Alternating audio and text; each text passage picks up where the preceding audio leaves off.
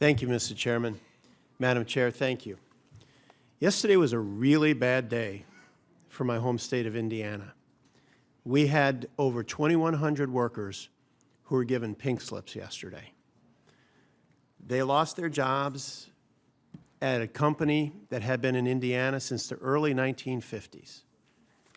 Carrier's Indianapolis plant will be closing, and UTEC is moving their manufacturing department from Huntington, Indiana, both part of United Technologies, over 2,100 jobs. All of those jobs are being shipped to Mexico.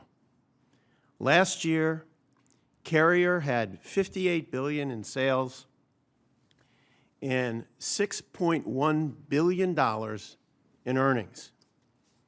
So we have 2,100 people who have lost their jobs because apparently $6.1 billion in earnings is not enough. Now, the promise of America has always been you work hard, you do your job, you help your company be profitable, and then in return, you hope to have a decent retirement, to be able to maybe get a fishing boat, see your kids go to school. So how do we tell workers who have put their whole heart and soul into a company, who have provided them with over $6.1 billion in sales, that that's not enough? I mean, the reason folks are here is because there's always been a promise. If you work hard, that the company in return will stand up and do right by you. So how is doing right having $6.1 billion in earnings and shipping 2,100 Indiana jobs off to Mexico, when we also in Indiana have been said, you have one of the best business climates in America? And these same folks said, if we put in tax extenders, things like bonus depreciation, research credit, Ex-Im Bank. I sat here and fought for Ex-Im Bank because these folks came and said, this will help American jobs stay in America.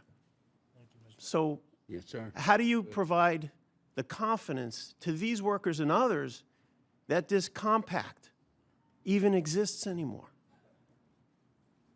I mean, a great deal has changed in the job market, and many families during the downturn particularly, but on a longer-term basis have faced the kind of miserable situation that you have described of losing a job that they held for the better part of their career and expected would provide them a secure retirement. And this is a miserable and burdensome situation that many households have faced. For our part, what we are trying to do and have tried to do is make sure that there are enough jobs overall in the economy that those workers can find another job. And of course, we know. I understand, but I'm just asking you, and maybe this isn't as a Fed chairman or Fed chair, why should they have to find another job when they produced over $6.1 billion in earnings for a company that is doing extraordinarily well, but it's still not enough? That we're going to ship your job to Mexico because you created huge profits for us. You created incredible success for us. You created the opportunity for this company to grow and for our shareholders to do really, really well, but we just don't have room for you as the worker anymore. I mean, you know that many firms have made that decision, that moving their activities elsewhere is a profitable course, and have made those decisions. And the question becomes, profitable for who? For an America that we have forever had the promise that you do your job, like I said, you work hard. I mean, that's what my dad did every day. He took the train to work every day so he could feed us kids. I was the fifth of five. But his company never told him, sorry, you made a ton of dough for us, we're moving to Mexico. And if they did, I don't know what we would have done. And now we're facing the same thing in the steel industry as well. We've been facing for a while, and you've probably heard there's actually questions about the ongoing viability of a number of the American steel companies. And a big part of that is currency manipulation, illegal dumping, all of these kind of things. And so, you know, as we look at this, I know the Treasury Department monitors currency manipulation. Other agencies monitor illegal trade activities.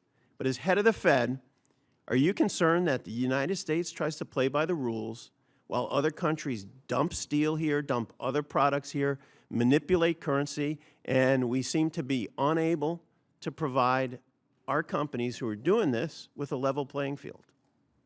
Well, U.S. policymakers, the Treasury has prime responsibility for exchange rate policy, but they have made clear, and the G7 has made very clear, that currency manipulation to attempt to gain advantage for a country's products in global markets and to shift the playing field and through currency manipulation is unacceptable policy. And I know that the Treasury Department in their conversations with foreign officials in other countries is vigilant about looking for and addressing currency manipulation.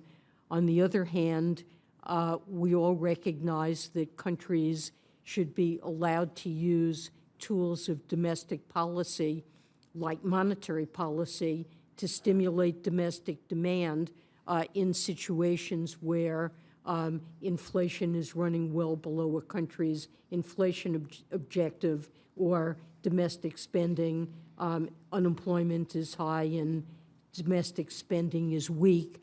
We've used monetary policy for this purpose. Other countries have done the same, and there is some impact of monetary policies on exchange rates.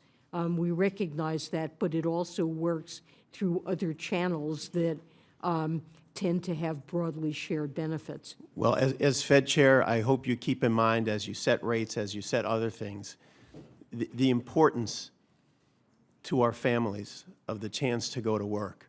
And I feel in particular very burned today, after having fought so hard for the Ex-Im Bank, that some of the very same folks who told me it was critical for jobs in the United States to be there when they needed something, and then to walk away now. Thank you, Madam Chair. Thank you, Mr. Chairman. Senator Heller.